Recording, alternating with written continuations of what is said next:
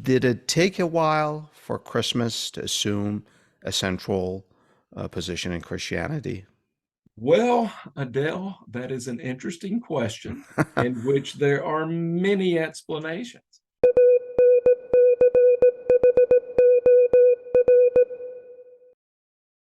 Dr. Roberts, it's a pleasure to have you on our program. Thank you for taking the time for this conversation with me.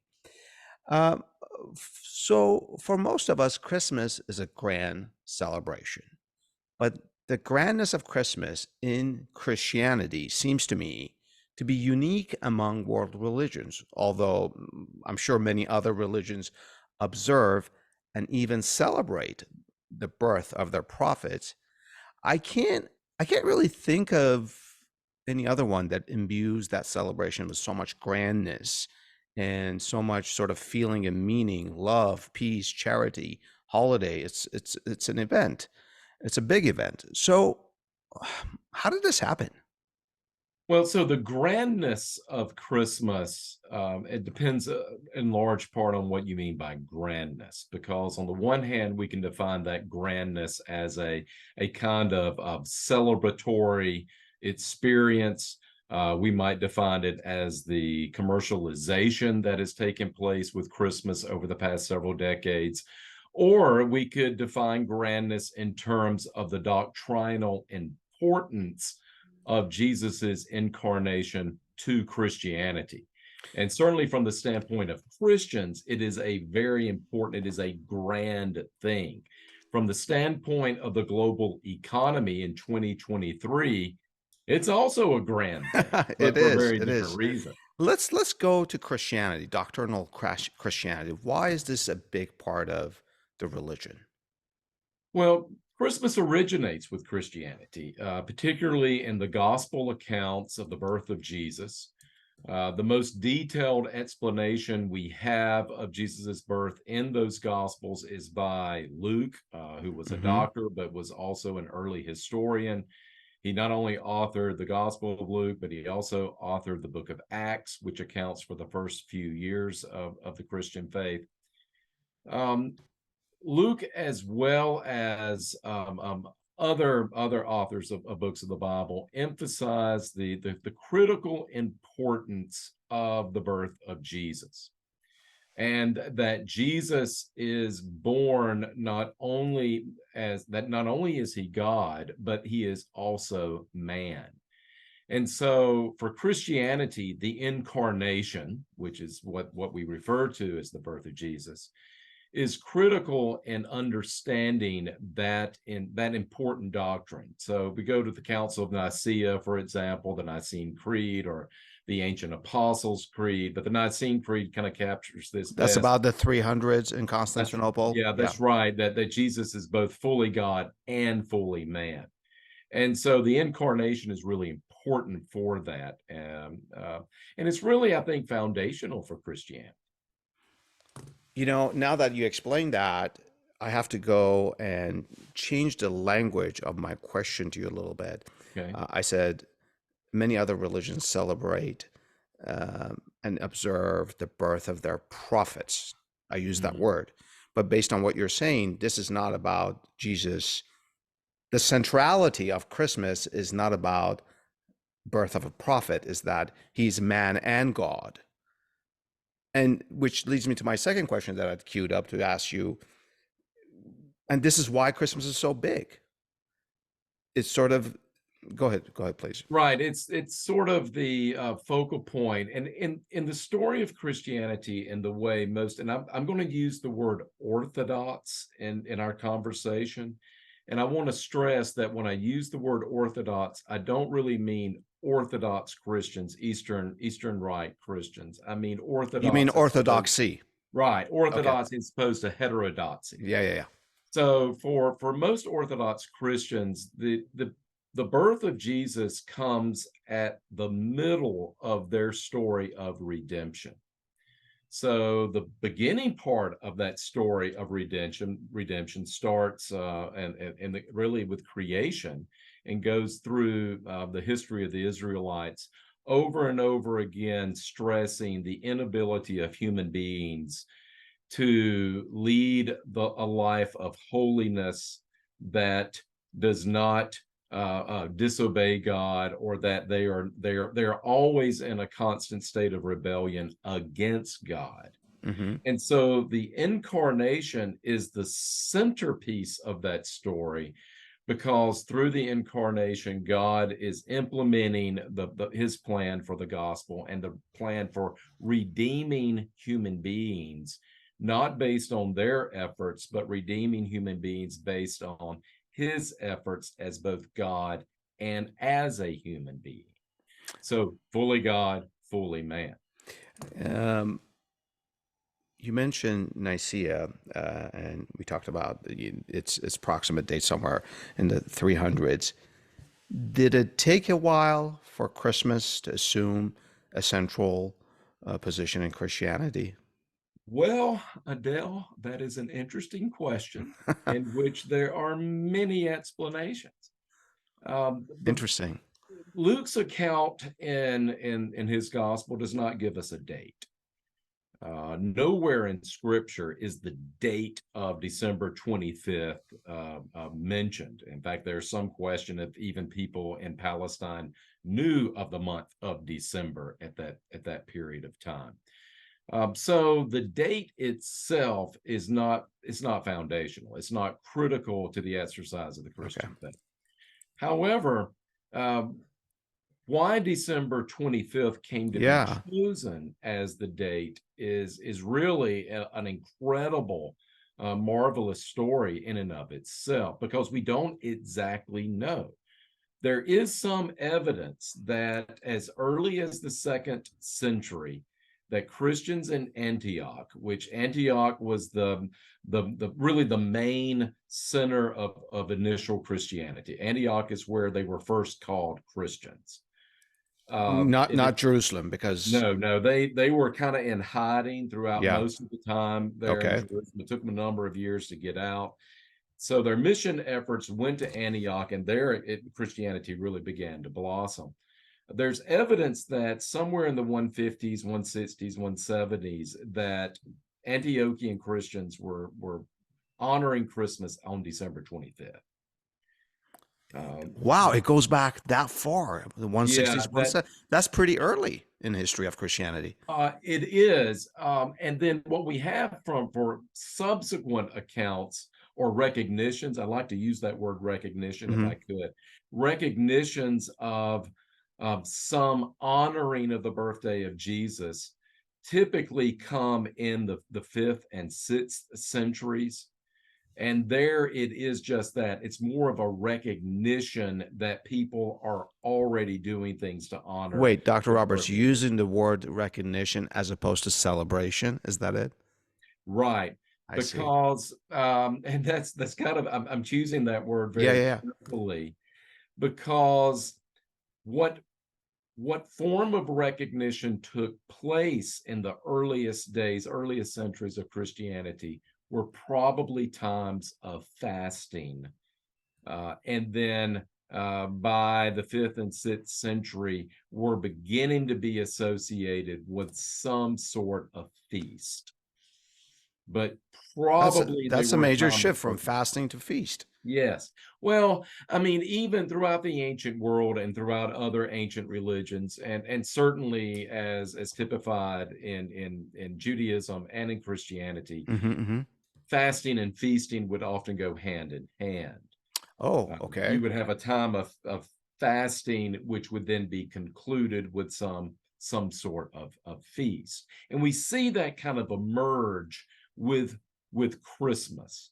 Um, Oh, that so okay. in the for example, the Council of Tours, which there are a lot of councils, as you probably know, and as probably many of your viewers and listeners know. But the one in particular, the Council of Tours that took place in 567. Now, Tours in 567, it's also sort of a center of Christianity. It was probably one of the most important centers of Christian education during the middle late antiquity And this is period. in Southern Europe? Really kind of in central France, eastern Okay. France. Yeah.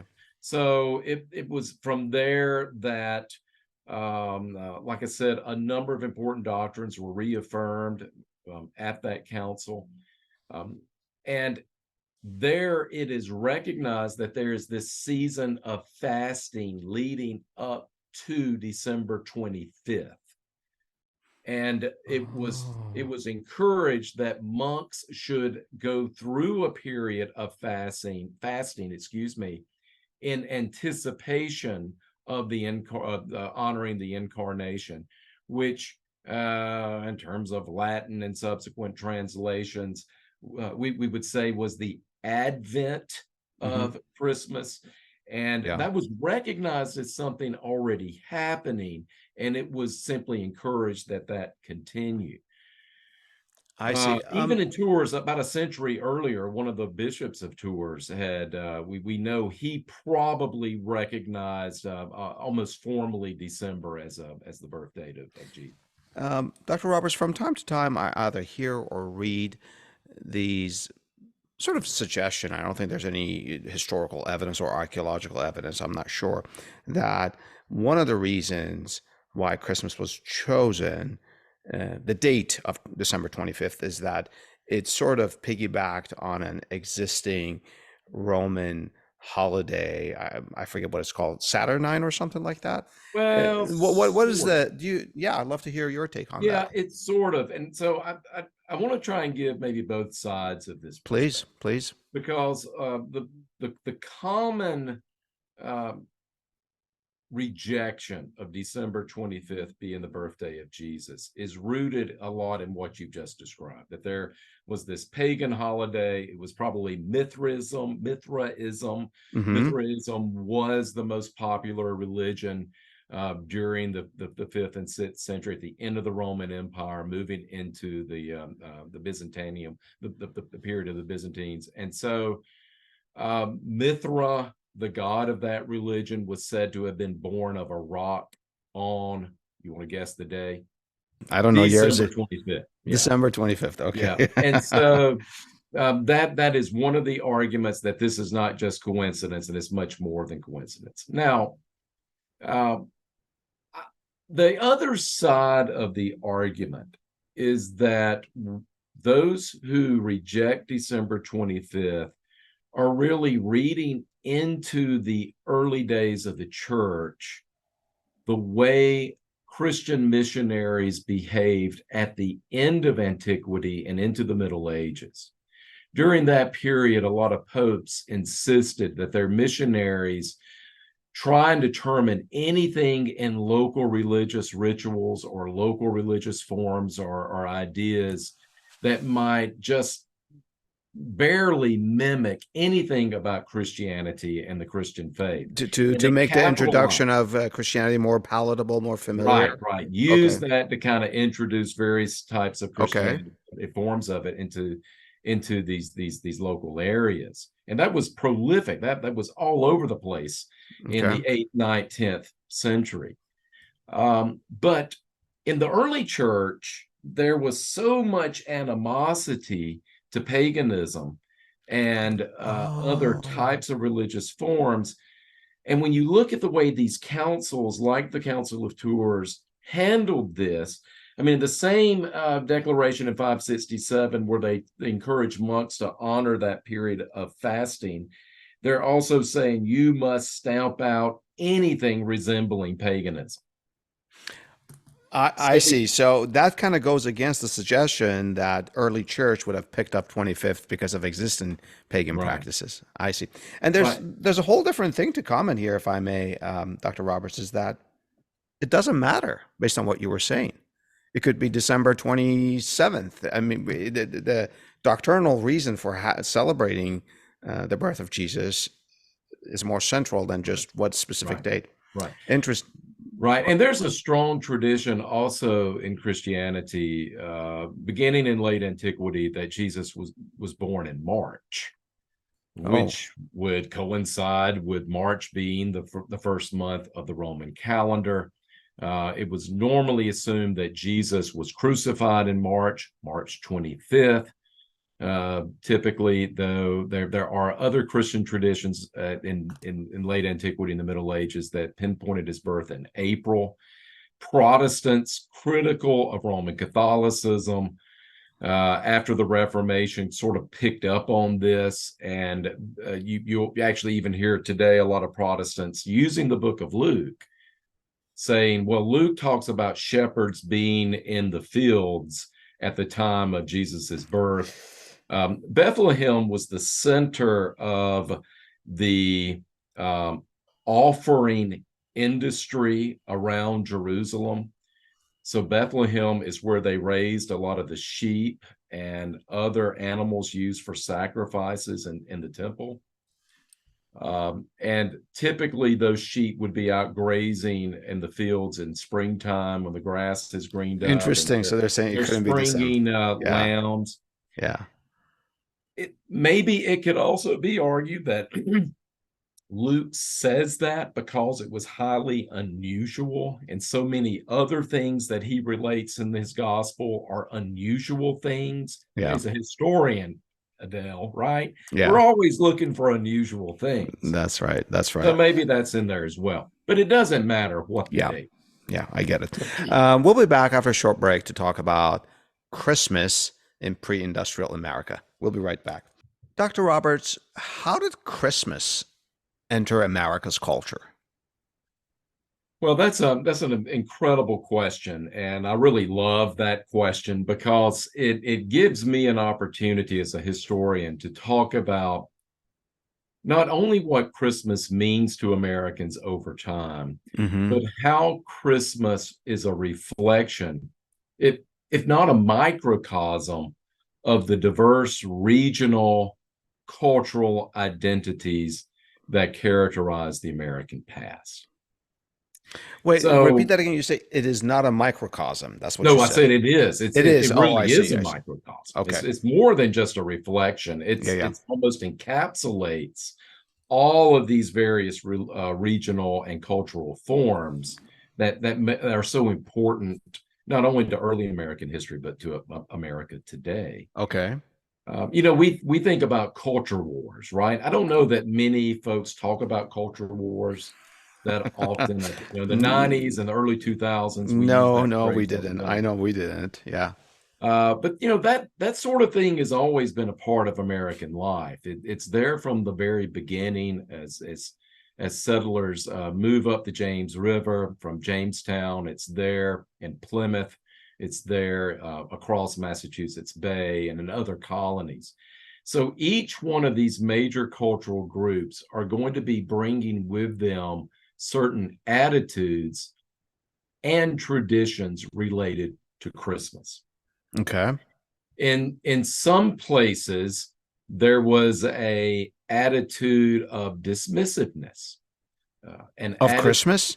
Of Christmas. There was a insistence that Christmas was really distracting Christians of all people from the rudiments of the Christian faith. But you just said it's central in the last segment.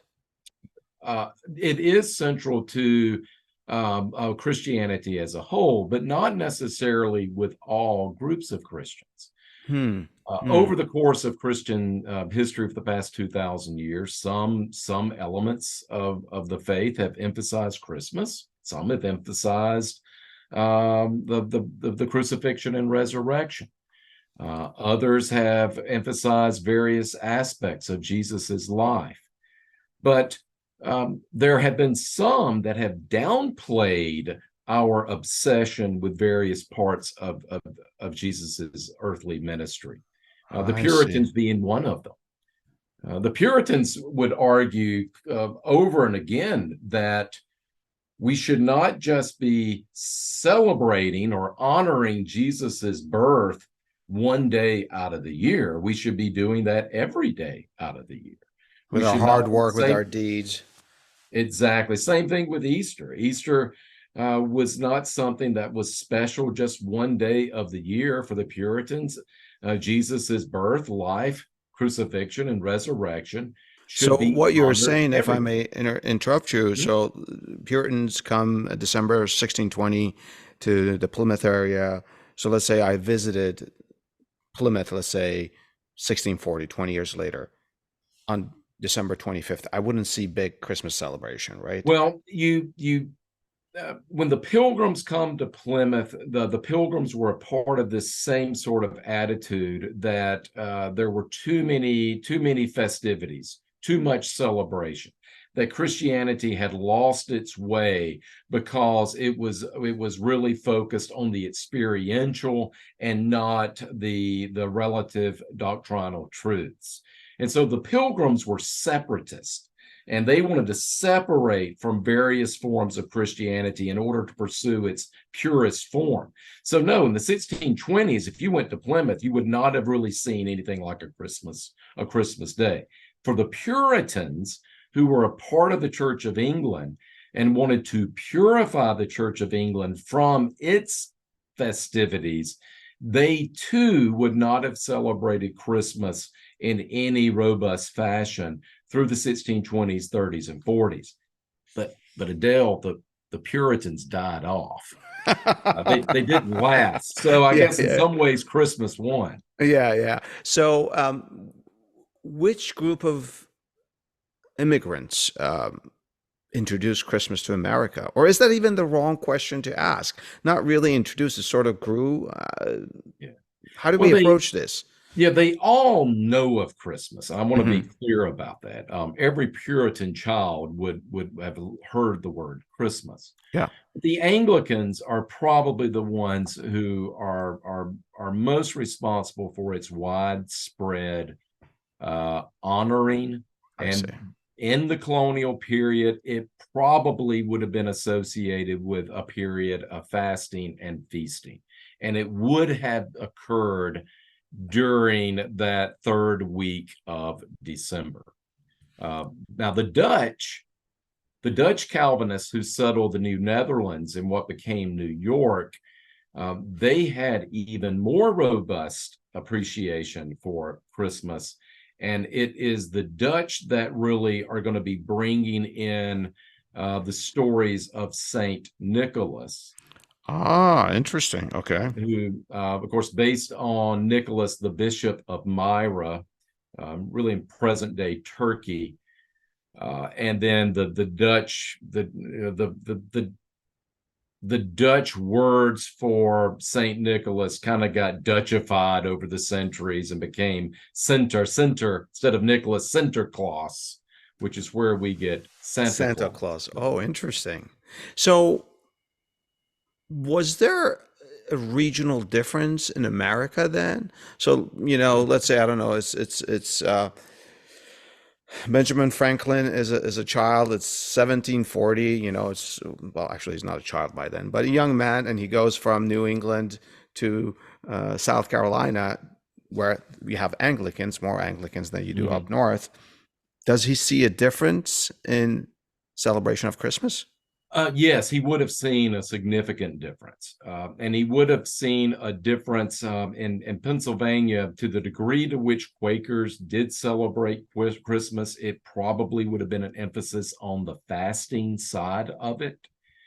Whereas had he journeyed to the Carolinas, where there's a much stronger Anglican presence and a other kind of Presbyterian presence than what Franklin would have grown up with, where he was from, there would have been a greater emphasis on the feasting side of Christmas. So they're still Presbyterians, but sort of a different, I don't want to say denomination, but they emphasize the focus on different aspects. Right. i.e. feasting. I love it. Okay. Yeah, the famous South Carolina writer, antebellum writer, William Gilmore Simms, produced a short novel called The Golden Christmas in the 1840s, where he describes these Christmas rituals that were common in South Carolina and across other parts of the South. And it was a boisterous time of partying and feasting, and the great hunt that actually was kind of a part of Nordic traditions related to this period of time. And they came together on a plantation on Christmas Eve, and decided to go hunt a boar. Then they slaughtered the boar, they partied all night, and then feasted on Christmas Day. So we're talking about the tradition of the South, and this sounds really wild and fun. Tell me about the church, the church members, the clergy. Were they watching this and saying, shame on you, this is abhorrent? Or were they more familiar because they also were from the South? I think typically across the South, most Christian ministers were willing to endorse some honoring of Christmas. Yeah. And to varying degrees, they would make it a celebration. And this is in the colonial and into the antebellum period. Mm-hmm. We're talking about before the Civil War. After the Civil War, everything really starts to change. And we're going to get into that because of industrialization. Yeah. Right. And just the consequences of the war. I mean, in some ways, that culture war was kind of finalized as a result of the war. And so you start seeing a harmonization of some Christmas traditions. But there was in the South, just going back to your question about Presbyterians, Presbyterians were particularly sensitive to festivities, not just because they were anti-Catholic and they wanted to reject medieval Catholic practices of going back to the old passion plays and dramas of the medieval period. The Scots themselves had a really hard time with seasonal celebrations, particularly in terms of the Christian communion or the Lord's Supper. That's considered to be a sacrament of Christian worship. The Scots tried to have it very regularly. They even mandated that Presbyterian churches had to have communion either every quarter of the year or at least twice a year, but they could never get enough ministers to do it. Yeah. And so they ended up having communion just once a year, and it became known as the communion season. Well, in good Scottish fashion, these things quickly degenerated into times of debaucherous partying and celebrations. So there's this line of Presbyterians in really all over the United States, but even in the South, even up until this day, that kind of frown upon seeing holy things turned into celebrations like that. That's fascinating. We'll be back after a short break to talk about what Dr. Roberts just mentioned, Christmas celebration after the Civil War. We'll be right back. Dr. Roberts, when did businesses begin capitalizing on Christmas?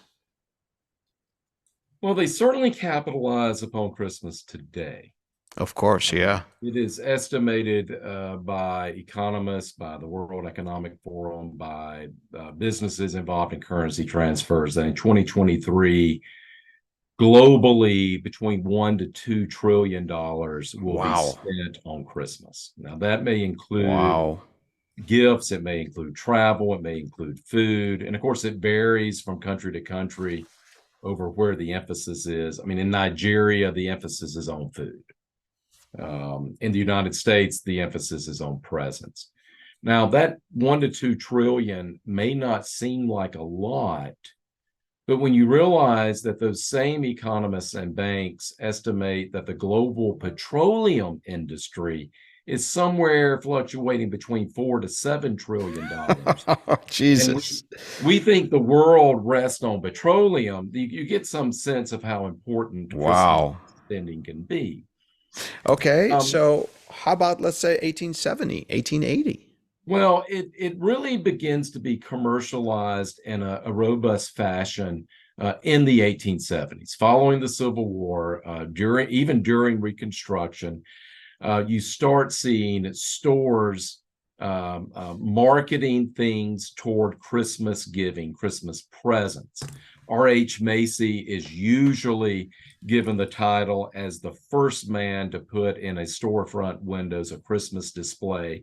I think that was probably around 1874, and it included among many things. It was a story out of Uncle Tom's Cabin, along with some baby dolls that Macy wanted to sell for children.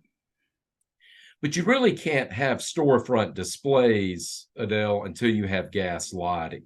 So until gas lighting expands economically around the country in the 1870s and 1880s, you don't really see those storefront displays becoming popular. But once they start, once that domino begins to fall, it quickly proliferates around the United States. When you say proliferates around the United States, now 1870s, President Grant is in office, those 8 years.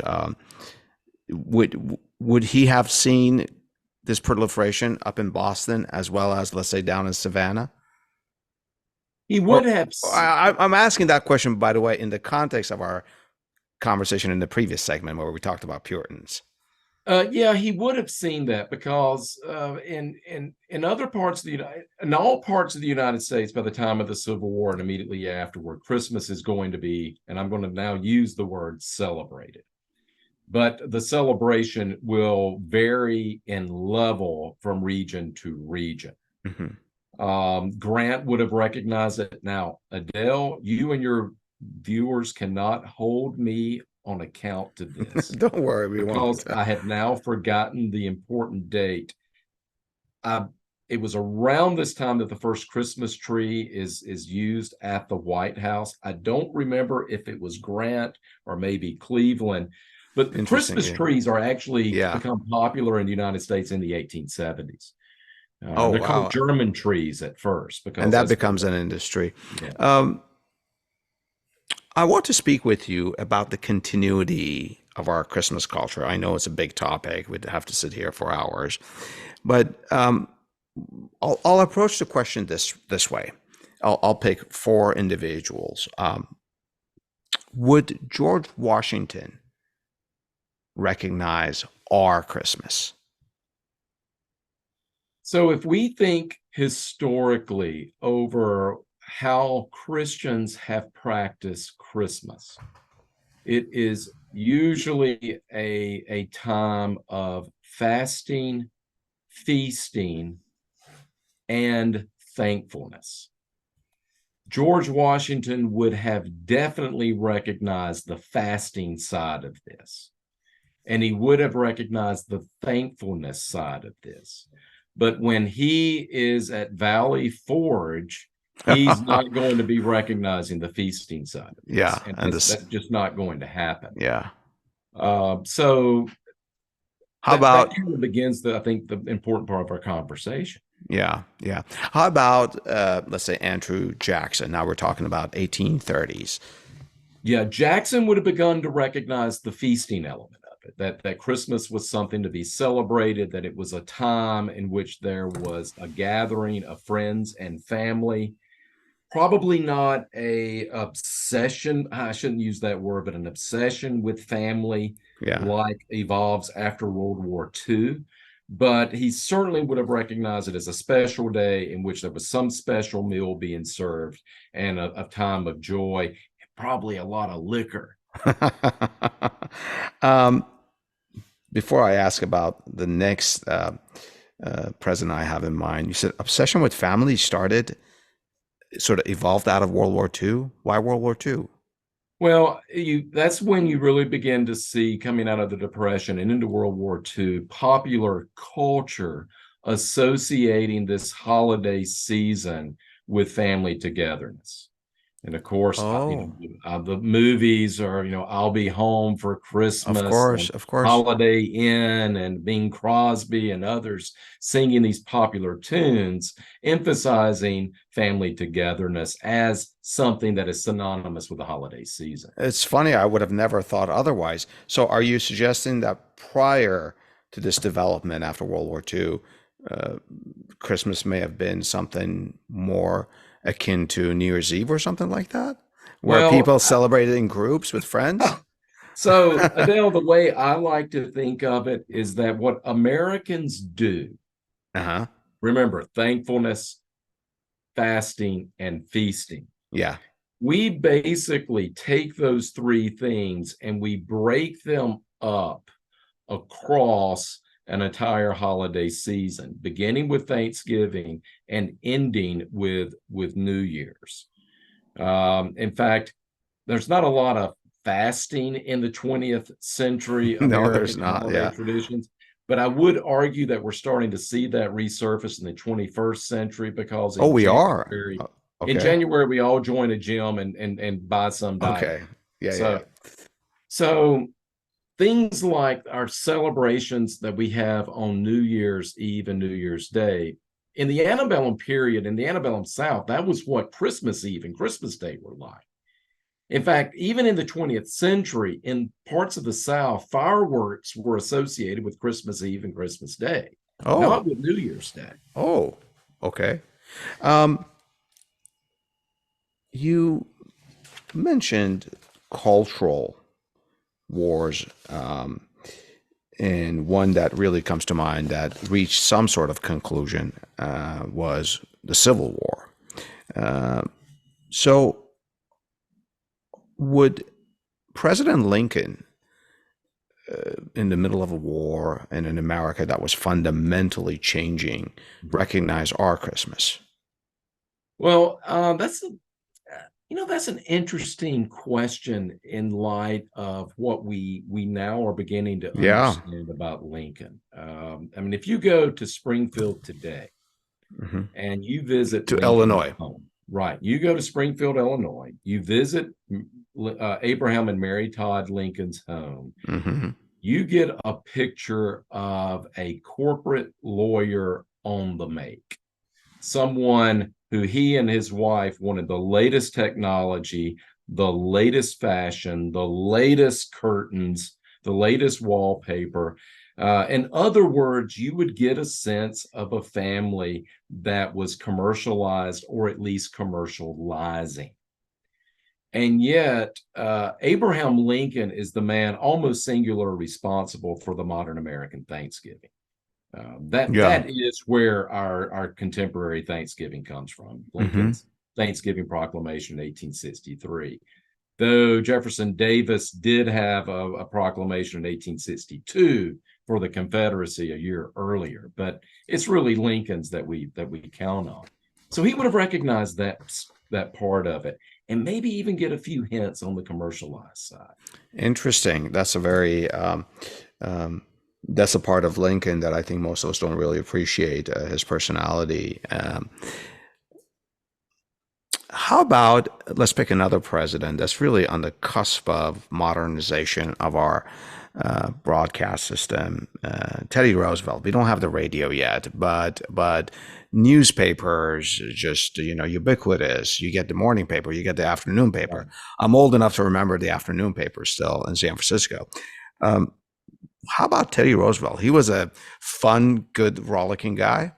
Well, Adele, I'm so grateful that you chose one of the Roosevelts, Okay. one of our Dutch presidents, Oh, that's right. Yeah, yeah, because yeah. by the 20th century, is this culture war that has long been a part of American society, certain things begin to settle out, and you start seeing symmetry and cross pollination in a very substantial way by the end of the 19th and the early 20th century. And so Teddy Roosevelt's presidency and that of his cousin Franklin's coincide with an important cross-pollination that occurs with Christmas. And that is the emergence of Santa Claus. You still have across many parts of the United States the presence of Father Christmas, which is much more closely associated with St. Nicholas and the Hmm. giving of gifts to children.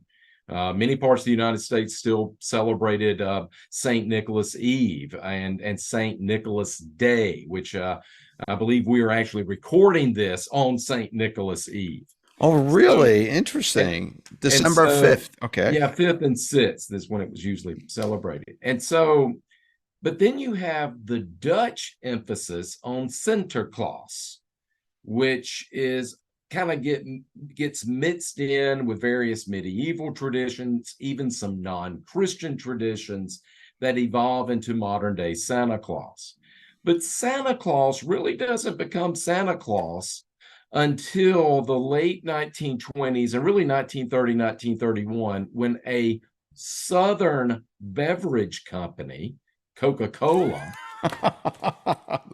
This is a great story. Executives at this Southern beverage company hire a Michigan-born designer, a Dutch Michigan-born designer named Haddon Sundblom to design a marketing ad based on this guy named Santa Claus. Well, he goes back to a poem that had been produced by Clement Clark Moore in 1822. Now, we know this poem as "'Twas the Night Before Christmas." I think it was called A Visit from St. Nicholas when it was first published. But that's where he gets this image of Santa Claus. He draws on all these Dutch traditions, and he literally draws our modern day Santa Claus for this Coca-Cola ad in 1931. Oh, wow, that's fascinating. And he's Dutch, and both Teddy and Franklin Roosevelt are both Dutch. And there's another reason why I asked you about Teddy Roosevelt, what he would think of our Christmas. Just, I don't know, maybe a couple of decades before his presidency, we get a humongous influx of Catholic and also maybe to a lesser extent Orthodox Christians that come to our country. So now we have Slavic people, we have Italians, we have Spanish from Spain, who are then, we thought of them as completely outsiders. Now Catholicism is so ingrained. How did that impact Christmas when Teddy Roosevelt was president? Are there stuff that we do that would be foreign to him now? Well, that's it. I would argue that these new Eastern European communities, which are by and large Roman Catholic, they're not all Roman Catholic, as you mentioned. They are also, many of them are Orthodox. Yeah. They have no hesitation celebrating with a C the incarnation of Jesus Christ. And there is no coincidence that early Hollywood film producers really capitalize upon this desire to celebrate Christmas in those early Christmas films that we all have come to know and love today. It took Protestants a little while. It really took Protestants to be able to get through the Depression and World War II before they finally said, okay, we're going to celebrate Christmas. So beginning in the 1950s, I would say 1950s and 1960s America is peak Christmas. So much of what we do today with modern Christmas celebrations kind of gelled together in the 50s and 60s. So Protestants started having elaborate Christmas musicals. Lots of feasts go along with this, and Christmas they start decorating their churches, which was an old Anglican tradition. The mainline churches did have hanging of the greens and things along those lines, but the idea of having some major entertainment with a Protestant church for Christmas really originates in the 50s and 60s. Do we have Roman Catholic immigrants to thank for this? Maybe so. Maybe so. That's interesting. Let's take a break here. Stay with me and Dr. Roberts as we get into the perspective. Dr. Roberts, do you think that America's practicing Christians, devout Christians of whatever denomination, are concerned that Christmas is becoming way too diluted? Well, that was certainly the case in the 2010s, in which I think it was Sarah Palin who might have written a book, The War on Christmas. Really? Oh, I would. Okay. Now, don't quote me on that. I think I've got that right, Adele. But it was there was a book that was published during the teens entitled that, and there was animosity toward corporate America and decisions made to downplay the word Christmas in favor of holidays. And so I do think there's certainly significant elements of Christians, and it doesn't matter whether they're conservative or liberal, who believe that Christmas has been too secularized. Now, I think it's important that as historians, as the learned public, and as Christians, think about traditions of Christmas, we need to really avoid misconstruing what has occurred over the past 2,000 years. It's very easy for us, Adele, for example, it's very easy for us to think of Christmas and Christmas traditions like an onion, or if you're from Louisiana, oignon. Yeah.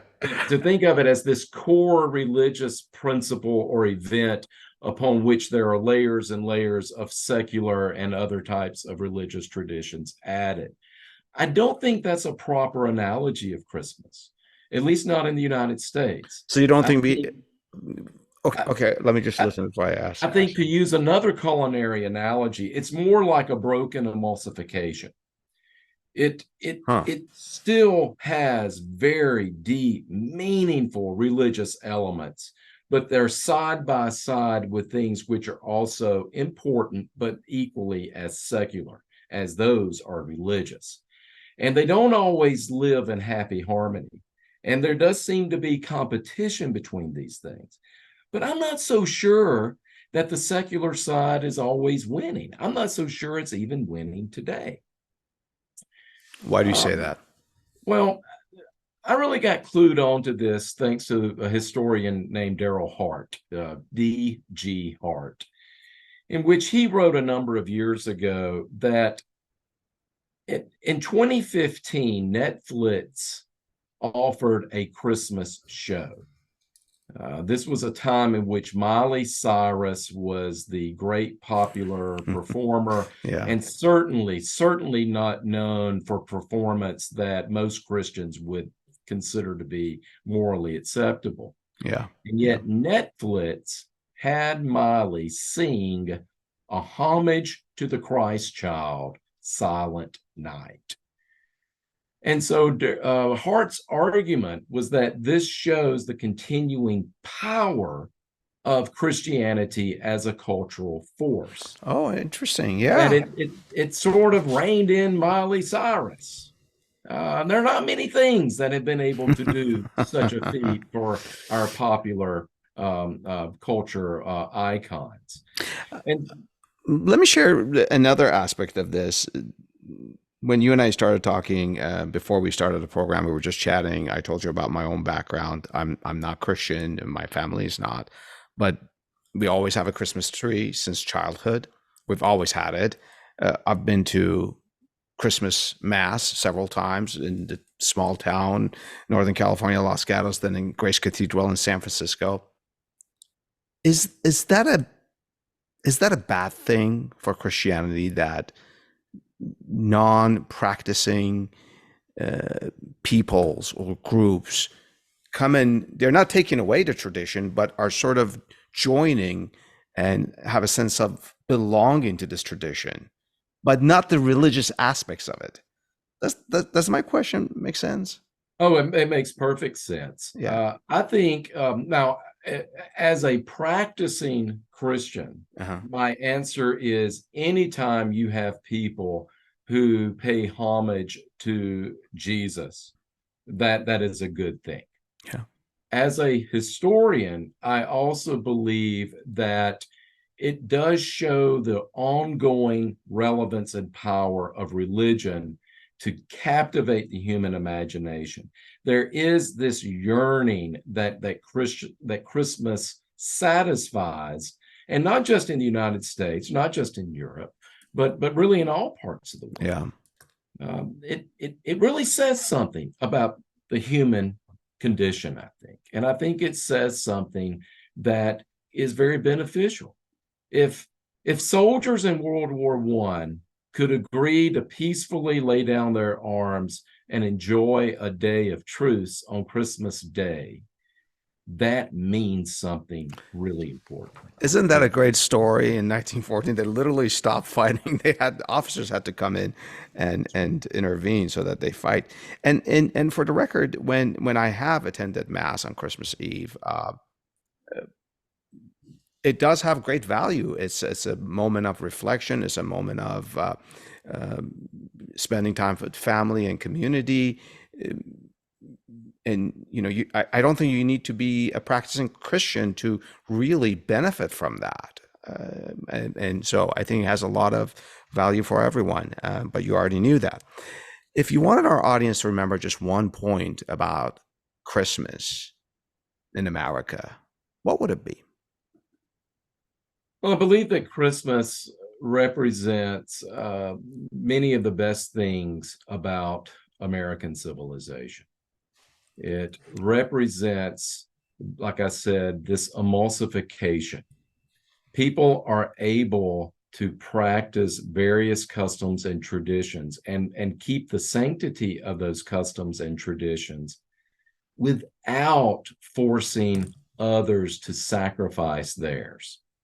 And whether we use Christmas trees or tinsel, whether we sing about sleigh rides or the incarnation of Jesus, this is a moment in which all of America singularly stops. Yeah. It is the only day America stops. And that is worth recognizing. It is. It is. Dr. Roberts, thank you so much for educating me and our listeners. And to our listeners, if you know of any history that could provide more perspective from the past on this subject, please share it with us and tell us what's your perspective. Thank you so very much. Thank you.